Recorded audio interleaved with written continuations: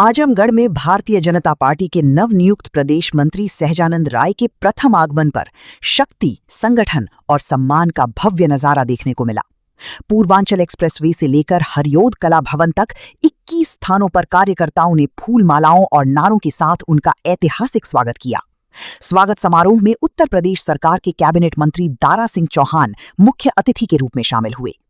Bharatiya Janata party द्वारा प्रदेश मंत्री बनाए जाने के बाद पहली बार आजमगढ़ पहुंचे सहजानंद राय का कार्यकर्ताओं ने अभूतपूर्व स्वागत किया। हरियोद कला भवन में आयोजित समारोह में जनप्रतिनिधियों, पार्टी पदाधिकारियों, सामाजिक कार्यकर्ताओं और हजारों समर्थकों की मौजूदगी रही। कार्यक्रम स्थल पर पहुंचते ही सहजानंद राय का फूल मालाओं, अंगवस्त्र और पुष्पगुच्छ भेंट कर जोरदार स्वागत किया गया। पूरा सभागार भारत माता की जय, वंदे मातरम और भाजपा के समर्थन में गूंजते नारों से गूंज उठा। अपने संबोधन में प्रदेश मंत्री सहजानंद राय ने पार्टी के शीर्ष नेतृत्व का आभार व्यक्त करते हुए कहा कि संगठन ने उन पर जो विश्वास जताया है उस पर वो पूरी निष्ठा और समर्पण के साथ खरा उतरेंगे। उन्होंने कहा कि उनका राजनीतिक जीवन छात्र राजनीति और अखिल भारतीय विद्यार्थी परिषद से शुरू हुआ, जहां उन्होंने एक साधारण कार्यकर्ता के रूप में संगठन और राष्ट्र सेवा की संस्कार सीखे। उन्होंने कहा कि भाजपा में एक साधारण कार्यकर्ता भी अपनी मेहनत और समर्पण के दम पर सर्वोच्च जिम्मेदारियों तक पहुंच सकता है। जिलाध्यक्ष, क्षेत्रीय अध्यक्ष सहित कई महत्वपूर्ण दायित्व निभाने के बाद अब प्रदेश मंत्री के रूप में मिली नई जिम्मेदारी संगठन को और अधिक मजबूत करने की प्रेरणा देती है। उन्होंने कार्यकर्ताओं से बूथ स्तर तक संगठन को सशक्त बनाने और केंद्र व प्रदेश सरकार की जन कल्याणकारी योजनाओं को अंतिम व्यक्ति तक पहुंचाने का आह्वान किया। कार्यक्रम को संबोधित करते हुए कैबिनेट मंत्री दारा सिंह चौहान ने कहा कि सहजानंद राय ने संगठन के लिए वर्षों तक निरंतर मेहनत की है। गांव-गांव और बूथ-बूथ तक कार्यकर्ताओं को जोड़ने में उनकी महत्वपूर्ण भूमिका रही है। उन्होंने कहा कि प्रदेश मंत्री का दायित्व मिलना केवल सहजानंद राय का सम्मान नहीं, बल्कि आजमगढ़ की समर्पित कार्यकर्ताओं की परिश्रम का सम्मान भी है। कार्यक्रम संयोजक एवं पूर्व जिलाध्यक्ष लालगंज सूरज प्रकाश श्रीवास्तव ने कहा कि ये ऐतिहासिक स्वागत समारोह कार्यकर्ताओं की उत्साह और संगठन के प्रति उनकी निष्ठा का प्रतीक है। उन्होंने विश्वास जताया कि सहजानंद राय के नेतृत्व में संगठन को नई ऊर्जा मिलेगी और भाजपा का जनाधार और मजबूत होगा तथा कार्यकर्ताओं को नई ऊर्जा और दिशा मिलेगी। इस अवसर पर पूर्व सांसद, पूर्व विधायक, जिला एवं प्रदेश पदाधिकारी, ब्लॉक प्रमुख, जनप्रतिनिधि, सामाजिक कार्यकर्ता तथा बड़ी संख्या में भाजपा कार्यकर्ता उपस्थित रहे। पूरे कार्यक्रम के दौरान भारत माता की जय और वंदे मातरम के नारों से हरियोद कला भवन गूंजता रहा। फिलहाल इस खबर में इतना ही। आजमगढ़ और प्रदेश की हर बड़ी खबर के लिए देखते रहिए जनहित एक्सप्रेस न्यूज। बनने के बाद पहली बार ऊपर हो रहा है। अरे यार, पहले तो मैं अपने राष्ट्रीय नेतृत्व का और के प्रति आभार व्यक्त करूँगा। इसके साथ सभी नागरिकों का मैं अभिनंदन करूँगा, क्योंकि मैं इसी मिट्टी में पैदा हुआ था। तो इसी मिट्टी में पैदा होने के बाद बड़ा हुआ और इन्हीं लोगों ने मुझे राष्ट्र भावना के लिए प्रेरित किया और मैं लगातार समाज जीवन में काम करता रहा और मेरे आजमगढ़ के लोगों ने मुझे सदैव स्नेह और आशीर्वाद दिया। इसलिए आज के अवसर पर मैं आजमगढ़ वासियों का मैं अभिनंदन करता हूँ, वंदन करता हूँ और साथ ही साथ अपने राष्ट्रीय नेतृत्व और प्रदेश नेतृत्व के प्रति आभार प्रकट करता हूँ कि मेरे जैसे कार्यकर्ता को जब से मैंने भारतीय जनता पार्टी का दामन या मैंने भारतीय जनता पार्टी में काम करना प्रारंभ किया, मेरे ऊपर इतना बड़ा आशीर्वाद रहा कि मैं आज तक कभी बिना पद का नहीं रहा। मुझे भारतीय जनता पार्टी ने क्षेत्रीय युवा मोर्चा का 2 बार अध्यक्ष बनाया। मुझे भारतीय जनता पार्टी ने 2 बार जिले का पार्टी का महामंत्री बनाया। मुझे 2 बार पार्टी का उन्होंने अध्यक्ष बनाया। मैं गोरखपुर क्षेत्र का क्षेत्रीय मंत्री रहा, 2 बार महामंत्री रहा और एक पूरा टर्म मैं क्षेत्रीय अध्यक्ष के रूप में पूरे गोरखपुर क्षेत्र की 62 विधानसभा और 13 लोकसभा के लिए मैं दिन रात प्रयत्न करता हूँ और आज उसी का परिणाम है कि भारतीय जनता पार्टी ने मुझे आजमगढ़ से और गोरखपुर से उठा करके प्रदेश मंत्री के रूप में मुझे मनोनीत किया है। तो मैं अपने राष्ट्रीय नेतृत्व, प्रदेश नेतृत्व के प्रति आभार प्रकट करता हूँ और साथ ही साथ आजमगढ़ की जनता का मैं अभिनंदन करता हूँ। जिम्मेदारी बड़ी है, अब क्षेत्र से आप प्रदेश में पहुंच गए हैं। कमल खिलाने का क्या प्लान है? पहली बात तो आजमगढ़ पूरा सूखा रहता है, इसके लिए क्या प्लान है? मैं निश्चित रूप से सचिन जी आपकी बात से मैं सहमत हूँ और मेरे जैसा संवेदनशील कार्यकर्ता जो सदैव पार्टी को अपनी माँ मानता है, मैं अपने जीवन में 2 मेरी माँ है, एक भारतीय जनता पार्टी है, एक माँ मेरी जिन्होंने मुझे पैदा किया। और मेरे मन में सदैव विद्यार्थी जीवन से, जब मैं अखिल भारतीय विद्यार्थी परिषद से सिविली कॉलेज में छात्र संघ की राजनीति करता था, और तब से लेकर जब भारतीय जनता पार्टी में आया, तो इस प्रश्न का हल में जवाब मैं ढूंढता फिरता रहता हूँ। और स्वाभाविक तौर पे कि आजमगढ़ में हम लोग कितना प्रयत्न करें, लेकिन मैं दावे के साथ कहता हूँ ये परिस्थितियाँ बदली हैं, और परिस्थितियाँ बदली हैं तो समीकरण भी बदले हैं। उस परिस्थितियाँ और समीकरण बदलने के कारण मैं स्पष्ट रूप से देख रहा हूँ कि आगे आने वाले दिनों में जो आजमगढ़ की जनता केवल लकीर की फकीर थी, अब आजमगढ़ को भी लगने लगा कि हमें विकास चाहिए, और वो विकास अगर कहीं संभव है तो उत्तर प्रदेश के यशस्वी मुख्यमंत्री पूज्य योगी आदित्यनाथ में है। अगर वो विकास कहीं संभव है तो भारत के प्रधानमंत्री, दुनिया के सर्वमान्य नेता माननीय नरेंद्र मोदी ने इस बात को आजमगढ़ की जनता ने महसूस किया है। और इस बात को इसलिए महसूस किया है कि भारतीय जनता पार्टी में हमारा कोई विधायक सांसद नहीं है, फिर भी उत्तर प्रदेश के 75 जनपदों में जैसे विकास के लिए भारतीय जनता पार्टी की सरकार काम कर रही है, उसी अनुरूप आजमगढ़ में भी हमारी भारतीय जनता पार्टी की सरकार काम कर रही है। और मैं एक संगठन का जिम्मेदार कार्यकर्ता होने के नाते, अभी क्षेत्रीय अध्यक्ष के नाते मुझे कम समय मिलता था, अन्य जनपदों में जाना पड़ता था, अब प्रदेश मंत्री होने के नाते ये स्वाभाविक तौर पर मैंने तय किया है कि जब तक आजमगढ़ जिले में कमल नहीं खिलेगा, मैं सप्ताह में 2 से 3 दिन पूरा समय इस 10 विधानसभाओं को टारगेट करके देने का मैं संकल्प लिया हूं। और मेरा संकल्प है कि आगे आने वाले 2027 के चुनाव में निश्चित ही भारतीय जनता पार्टी यहाँ विजय प्राप्त करेगी। इसके लिए मैं अपने नौजवानों को, व्यापारियों को, युवाओं को, मजदूरों को, सबको आह्वान करके लेकर के चलूंगा। और मुझे विश्वास है कि आजमगढ़ की जनता भारतीय जनता पार्टी कितने कमल?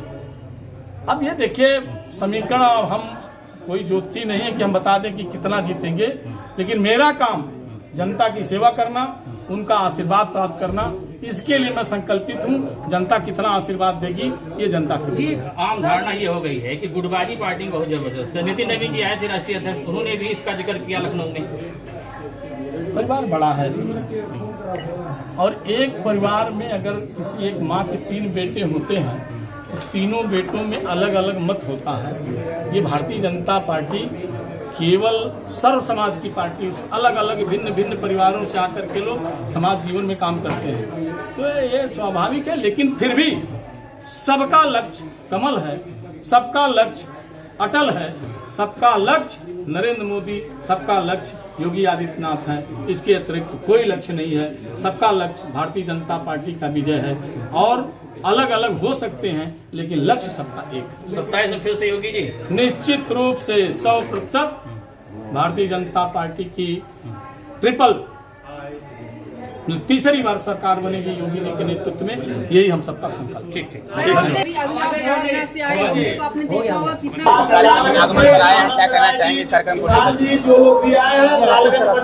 सहजानंद राय जी हमारी पार्टी के वरिष्ठ नेता हैं, क्षेत्रीय अध्यक्ष रहे हैं, और मैं पार्टी नेतृत्व ने उन्हें एक नया दायित्व दिया है, उत्तर प्रदेश में मंत्री का पद दिया है। और मैं नेतृत्व को बधाई देना चाहता हूं। और उनके मंत्री बनने के बाद जिस तरीके से यहाँ के लोगों ने पार्टी के ताकत को बढ़ाने के लिए आज बड़े हुजूम के साथ यहाँ पर हैं, मैं पार्टी कार्यकर्ताओं को बधाई देना चाहता हूँ। और जो जज्बा मैंने देखा है पार्टी कार्यकर्ताओं में, क्योंकि अभी 2 दिन पहले हमारे जो नवनियुक्त क्षेत्रीय अध्यक्ष विनोद राय जी का स्वागत किया, आज उसी गर्मजोशी के साथ सहजानंद राय जी जो हमारे नवनियुक्त मंत्री का स्वागत किया है। और इतने देर तक मंच चलने के बाद भी इतनी बड़ी उपस्थिति और जिम्मेदार मंच को आप देखिए, मैं दावे से कह सकता हूं कि 2027 में उत्साह भारतीय जनता पार्टी की सरकार बनाएगा और आजमगढ़ की 10 सीटों पर कमल खिलेगा। कितना बहुमत आने की संभावना है? 2027 के चुनाव में कितना बहुमत आने की संभावना है? ये कहना मुश्किल है, लेकिन जिस तरीके से देश के प्रधानमंत्री आदरणीय मोदी जी और उत्तर प्रदेश के मुख्यमंत्री आदरणीय योगी जी के नेतृत्व में चतुर्दिक विकास हो रहा है, हर समाज का, हर सेक्टर का विकास हो रहा है। आज सारे समाज के लोग जो है भारतीय जनता पार्टी के साथ खड़े हैं। और मुझे लगता है जिस तरीके से देश में आज पूरी दुनिया में भारत का सम्मान बढ़ा है, आज उत्तर प्रदेश की जो ऐतिहासिक धरती है, जहाँ के लोगों ने इस मुल्क की आज़ादी के लिए अपनी जान की कुर्बानी दिया है, वो सरहद के सुरक्षित रहने पर पूरी ताकत के साथ बीजेपी के साथ खड़ा है, एनडीए के साथ खड़ा है। मैं समझता हूँ 10 की 10 सीटें जीत के जाएगी और ऐतिहासिक संख्या कहना मुश्किल है, लेकिन 2/3 बहुमत से फिर यूपी में भाजपा की सरकार बनेगी।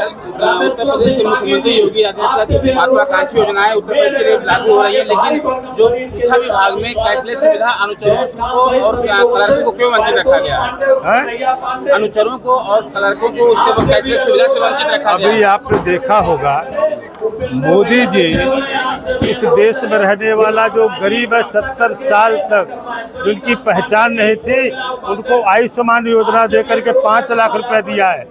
और मैं दावे से कह सकता हूं कि उत्तर प्रदेश में चाहे किसी समाज का हो, क्योंकि हमारी सरकार किसी जात की बुनियाद पर नहीं, जो गरीब है बेबस लाचार था। पहले की सरकार को आपने देखा होगा, जो गरीब को जब कोई विधायक सांसद चिट्ठी लिखता था तो मुख्यमंत्री के 14 चक्कर लगाने पड़ते थे। आज एक पत्र भी जिला पंचायत का जाता है, वो सारा का सारा पैसा मुख्यमंत्री राहत कोष से उसके खाते में चला आता है। और आज़ादी के बाद सबसे ज़्यादा मुख्यमंत्री राहत कोष का पैसा लोगों को बीमारी में खर्च हो रहा है। और मुख्यमंत्री को बधाई देना चाहता हूं कि जिस तरीके से मुख्यमंत्री की जो कैशलेस जो चिकित्सा योजना में मुख्यमंत्री ने राहत दिया है, हमारे दशकों की मांग थी शिक्षकों की, और सारे समाज को इसका फायदा मिलेगा।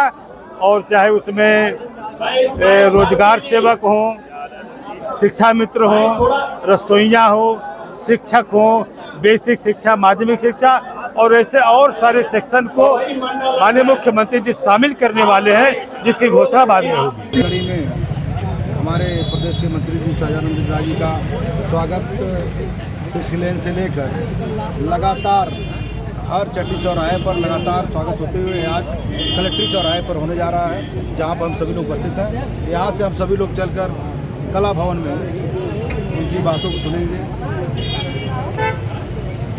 और सभी कार्यकर्ताओं को अपने संग के साथ वो निवेदित करते हुए आगे बढ़ने का काम करेंगे।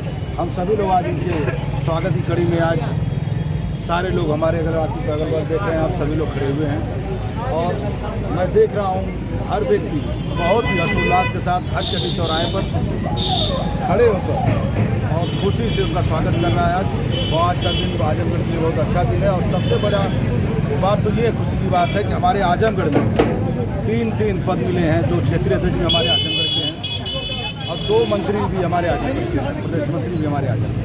जिस तरीके से आगामी चुनाव सामने है उसको लेकर के फील्ड में तैयारियां चल रही हैं, उसको लेकर के आप क्या कहना चाहते हैं? फील्ड में तैयारियां, भाजपा तो तैयारी हमेशा चलती रहती है, ये नई तैयारी नहीं है, क्योंकि हमारी पार्टी हर महीने, हर 10 दिन में, 15 दिन में अपने कार्यकर्ताओं, अपने हर छोटे से कार्यकर्ताओं को लेकर हमेशा मीटिंग करती रहती है और कुछ न कुछ कार्यक्रम हमेशा करती रहती है। जिस तरीके से विपक्ष दावा करता है कि आप कितना भी जोर लगा दीजिए, लेकिन ये आजमगढ़ समाजवादी पार्टी का गढ़ है, इसको लेकर के आप क्या? देखिए, आज बता दें, हारने वाला तो हमेशा कहता मैं जीत रहा हूँ, लेकिन उसको जब पता चलता है कि जब वोटिंग हो जाती है उसके बाद पता चलता है कि हम हार रहे हैं कि जीत रहे हैं। ये तो कभी विपक्ष हो चाहे कोई दल हो, ये थोड़ा कहता है कि हम हार रहे हैं, हमेशा जीतने का दावा करता है। तो निश्चित है कि बीजेपी अब की बार हैट्रिक मारते हुए तीसरी बार सरकार बना ली है। जिस तरीके से पिछले 2 दिन में विनोद राय साहब का आगमन हुआ था हमारे यहाँ क्षेत्र में और स्टेज पर आपके जिला अध्यक्ष जी द्वारा धक्का मारा गया और इस तरीके से अपमानित। नहीं, उसमें तो मैं आपकी टिप्पणी करता हूँ कि उसमें धक्का नहीं मारा गया। वहाँ पर हमारी महिला कार्यकर्ती थी, जो पदाधिकारी भी थी, वहाँ पर महिलाएं थी, एक साइड माला पहनाने स्वागत करने के लिए खड़ी थी, जिसमें हमारे उपाध्यक्ष जी गलती से उधर चले गए थे। महिलाएं उसमें आकर्षित हो रही थी, इसलिए अध्यक्ष जी ने उनको हटाने का काम किया, ठेलने का काम नहीं।